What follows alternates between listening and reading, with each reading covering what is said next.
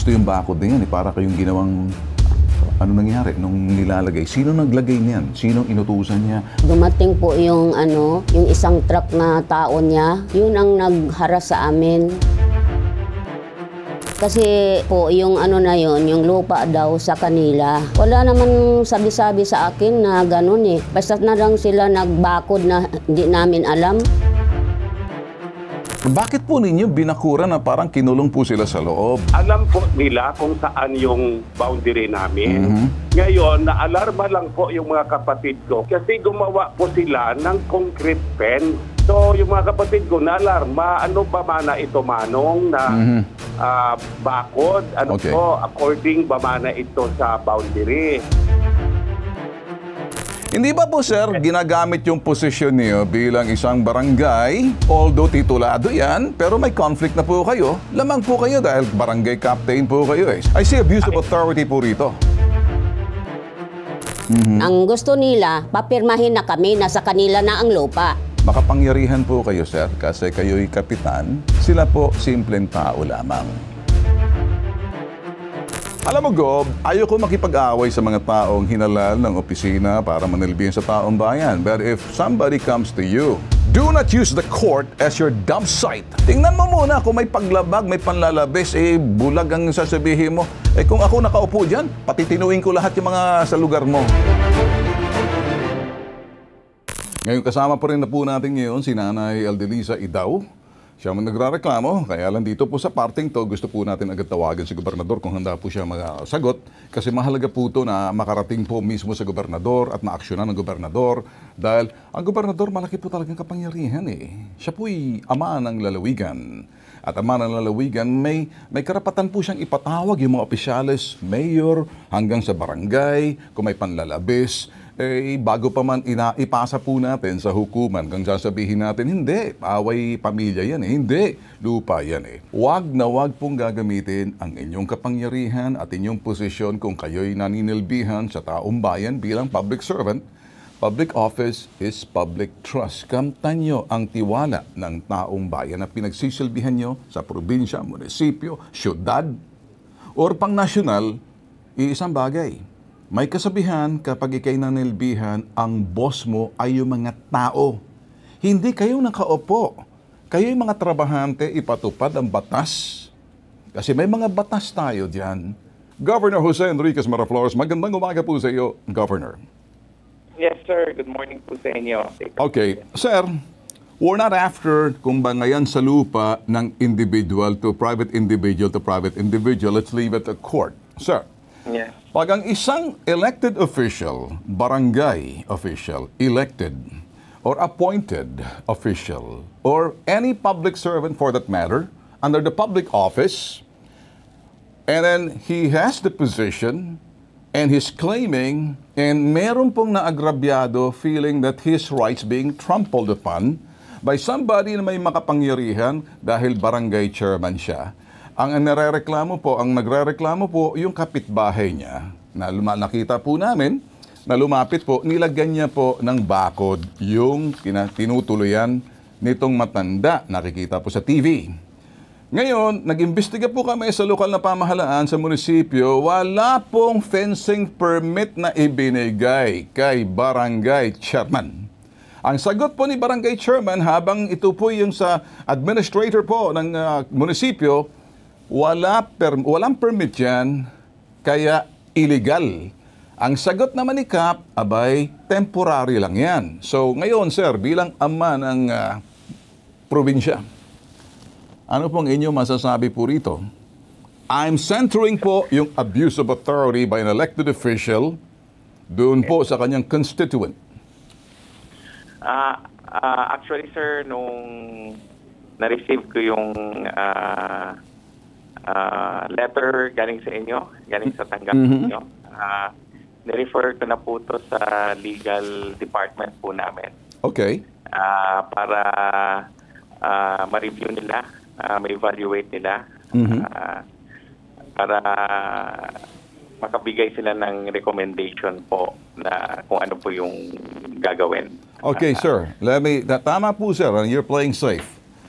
I want an answer sa inyo, sir, bilang ama po ng gobernador po kayo. Ama po yun ng lalawigan. Sa ilalim po ninyo, mga mayor, you have your provincial council who will guide you. May legal din kayo dyan. Yeah. And of course, sa ilalim ng DILG, you will be guided accordingly and you can simply call. Ang gusto lang po namin, bakit hindi nyo po tawagin yung magkabilang panig? Nag-investiga na po kami. Pare po sila, mga claimant. Wala naman po silang titulo. Kakausap lang po na sa DNR. Yes, sir. Actually, sinabi ko na rin sa staff nyo na ipapatawag po sila. Yun. Complainant Oh, sige, sir. Barangay captain. Baka Yes, sir. mapag-usapan kung ano yung ano. So, sinabi ko na rin po sa kanila. And this week, or pag nagbigay na ng recommendation yung legal department ko, at least ma-action na din namin po. Pag sinabing legal department, on what grounds, sir? Doon sa administrative complaint, laban doon sa sinasabi po natin, official? Administrative complaint na po, we're bringing in something dito. Tumutulong na po kami dito sa isang taong simple lang, laban doon sa abuse of authority ng isang individual na hinalal ng issue rito, pamilya niya. Now, may conflict of interest po rito, sir. We don't need to go sa legal dito. We just have to look at whatever is moral is legal. Sometimes whatever is legal is not moral. Manindigan po kayo, sir. Gobernador po kayo eh. Yes, and kaya nga po, sir, nasa legal department po. Well, the question, sir. Sige, sir. Naniniwala na po ko sa inyo. Sir, importante lang nakaabot sa inyo. Dadalhin po namin siguro sa inyo matanda para naman kayo po, sir. Especially kung nagkasala po si Kapitan, abuse of power like sinasabi nyo, of course, we will take action po. That's why kailangan po namin na ma-review ng maigi, ma-evaluate po maigi yung ganyan na si Batas Mauricio. Yung case, and kung nagkasala, of course, sir, ano po natin yan, actionan din po natin yan. Well, sir, may guidelines po tayo pagdating doon sa mga behavior, decorum, and the demeanor as well as the function ho ng isang barangay official. Sa ilalim po ng DILG, sa ilalim ng DILG, meron po tayong USEC po ng barangay affairs. And the law applies to all or none at all. Yes. There are certain laws, sir, na susundin po natin. The abuse of authority, sir, is something that I'm concerned about. The abuse of authority could lead to, number one, pag hindi po maayos to ng DILG, lalaban pa rin po si Kapitan, may ombudsman po tayo. Ang ayaw ko lang po, sir, isa kang barangay chairman, kapitbahay mo, yung nirereklam, yung anong ginawa mo na parang umaksyon ka dahil lumapit sa mga kapatid mo, binakuran mo. Wala pong fencing permit. Number one po, sir, paglabag na po yan sa local government na wala kang fencing permit, nilabag niya po, sabi po ng engineering. So doon pa lang po may defiance na po si Kapitan. Doon po sa kanyang kinalalagyan ng munisipyo. Ngayon po kayo bilang ama ng probinsya. Mas malawak pong saklaw ninyo. Pwede patao, pwede nga po kayo magsuspinde ng mayor, sir. Sa pamamagitan ng inyong konseho. Para sa akin, sir, pareho tayo magtatalo nito. Ikay public official, I am in the 4th estate. So we have here a legal na pwede po natin konsultahin. Siya po, pangalan niya si Attorney Batas Mauricio. Okay. Attorney Batas Mauricio, what do you think? Well, maliwanag po, hindi lamang po kasong administratibo yan. Kasong kriminal pa rin po at medyo mas mabigat po yung kriminal. Pangunahin po dyan, yung pong pagbabakod niya ng walang kaukulang permiso. Kung sa ordinaryong tao po dyan, ang kaso po dyan ay paglabag ng building code lamang.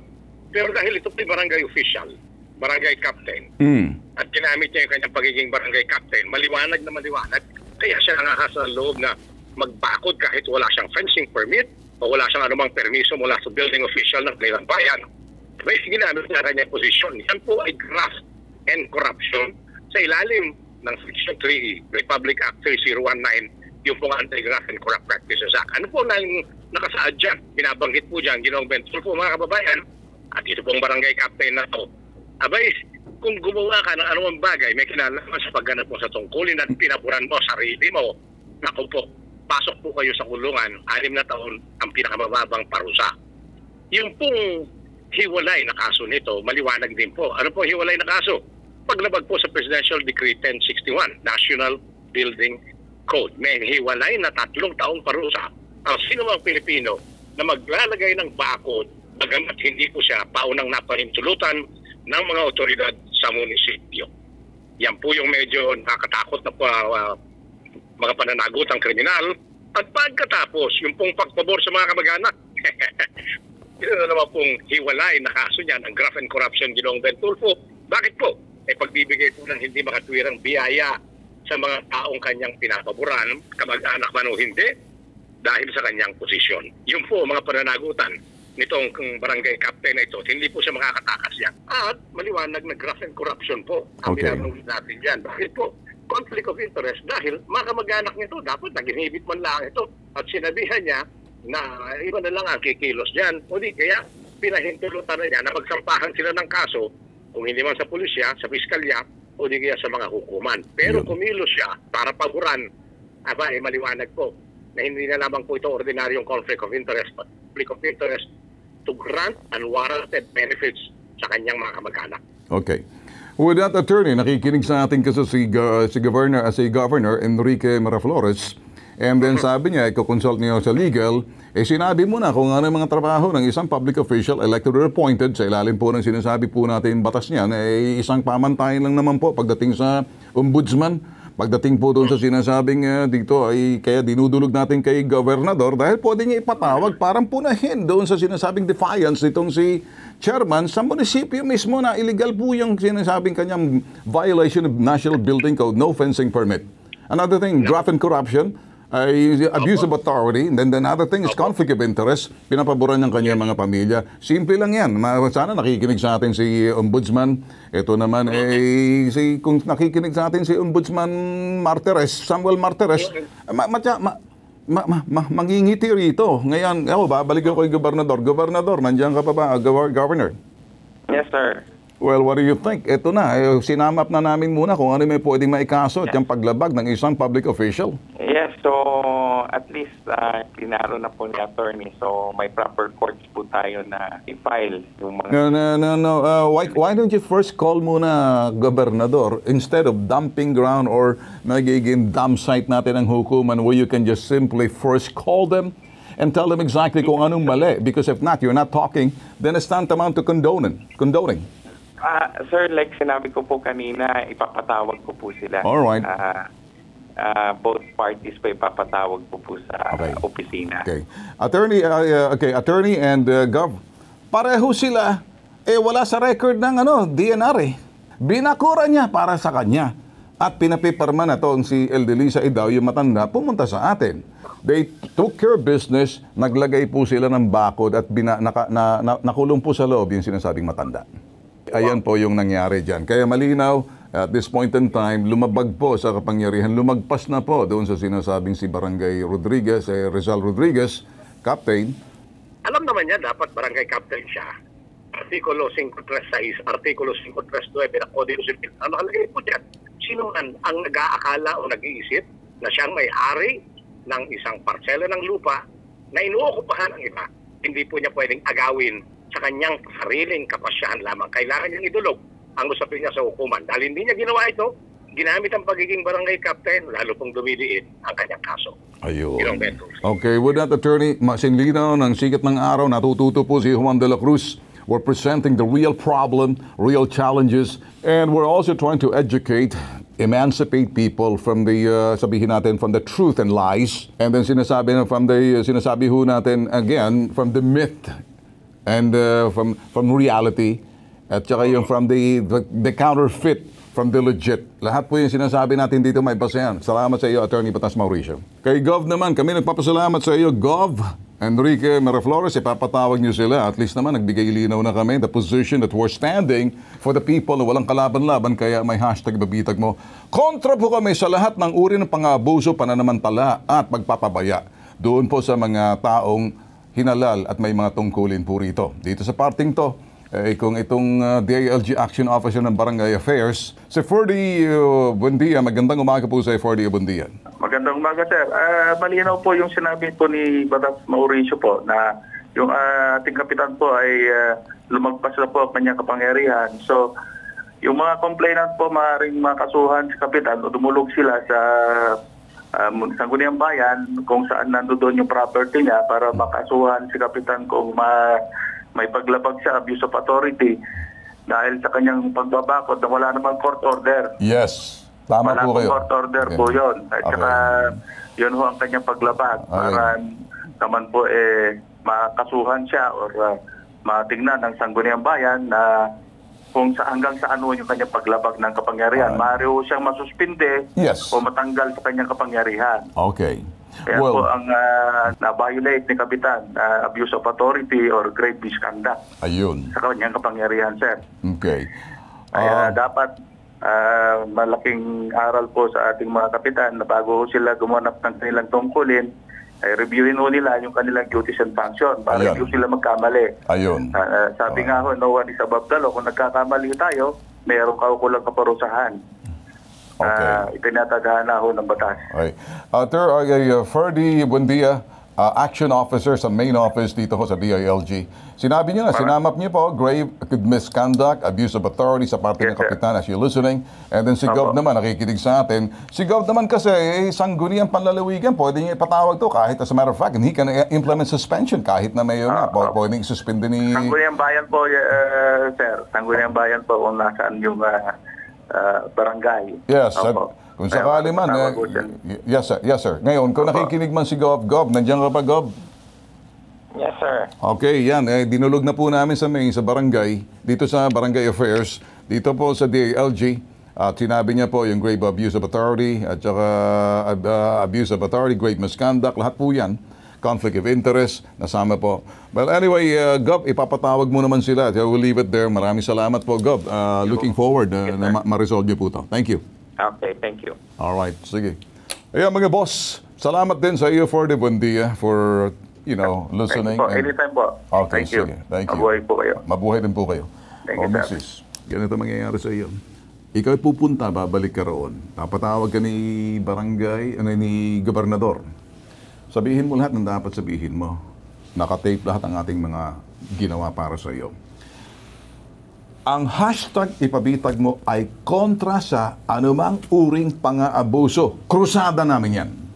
Kontra sa anumang uring pananamantala. Krusada namin yan. Kontra doon sa pagpapabaya at pang-aabuso ng tungkulin. Krusada namin yan. Walang iba sa bitag yan. Apelyido ko'y Tulfo lang. Pero ang aming sinasabing way of life, ipagtanggol, tumayo sa mga taong inabuso, niyurakan ng karapatan, yung pananamantala, at yung pagpapabaya sa kanilang tungkulin. Nilagay na po namin yan. Kami po ay nagbibigay na ng warning sa mga abusado, sa mga, eto naman hindi lang abusado, nagpapabaya sa kanilang tungkulin at pananamantala, sasampulan namin kayo. Tandaan, bitag po ito. Tapos po, makausap ng sa aming programa, ang gobernador ng Aklan, si Jose Enrique Maraflores, ay agad ito'y nagbaba ng sulat. Nagpatawag kay Cap Rizal Rodriguez Sr. ang inarereklamong ito ni Nanay Eldisa Idao. At DILG ng Aklan, agad naman umuwi sa Aklan si Nanay Eldisa Idao, March 7, tuluyan ng tinanggal ang mga harang na bato at sako. Ayan na pong itsura. Abay, maaliwalas. Wala nang mga kung ano-ano. Salamat sa iyo, Gob. At ginagawa niyo po na kayo na inamagitan dahil wala po talagang fencing permit. Ito po yung before. Pakita po natin, bago nangyari, ito pong itsura ng bahay noon na, ayan, binakuran sa loob. Kaya dumulog sa ating sinanay. Ito na po ang itsura. Ngayon, ayan, wala na. Malinis na. Ito kami pag nanawagan po sa inyo, trabaho lang, walang personalan. Kayo mga public servant, kami hindi po. Kami po ay nasa media, matataeng at bibig ng taong bayan, ipagtanggol yung mga taong niyuyurakan ng karapatan nila at tatayo po kami. In the meantime, kausapin muna natin si Lola Eldisa Idao. Lola, magandang umaga sa iyo. Magandang umaga din po, sir. Okay ka na. Salamat. Ako'y natutuwa sa iyo. Pagpapadala mo, ito'y pinaabot mo yung sumbong mo, inaksyonan namin. Nakita namin naman na may nasa punto po, nasa tama po kayo at maganda naman ay ginawa ni Gobernador, yung nagawa niya, ipinatanggal na yung bakod kasi illegal yun, wala siyang fencing permit. So, okay ka na ngayon, Lola? Opo, sir. Salamat sa tulong niyo at nakuha na talaga yung yung binakod nila sa amin. Okay. Ang mahalaga dyan ay nakuha mo yung gusto mo at gusto mo lang, ayan, maliwalas na, pwede ka na, hindi ka na binakuran, hindi ka na kinulong.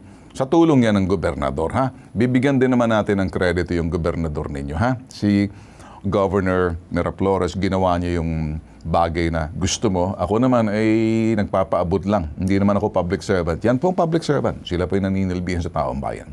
Pag may problema ka pa, takbo ka lang sa amin. Kahit wag ka nang pumunta rito, tawagan mo lang ako, okay ka na, ha? Opo, sir. Maraming salamat talaga. Okay, Saka sige. kay Governor, nagpasalamat din ako dahil naaksyonan niya kaagad yung hiningi ko sa kanyang tulong. Okay. Siya kasi yung ama ng lalawigan. Kaya kahit naman ako, nagpapasalamat na rin sa kanya. Ingat po kayo, nanay, ha? Salamat, sir. Alright. Salamat Okay. po. Alright, sige. Ito po, nag-iisang pambansang sumbungan, tulong, serbisyo, may tatak po. Tatak bitag. Sino si bitag? Si Ben. Sino si Ben? Yung may salamin. Sino si Ben? Yung may bigote. Sino si Ben? Si Ben si bitag. Sino si bitag? Ito yung programang #ipabitag mo.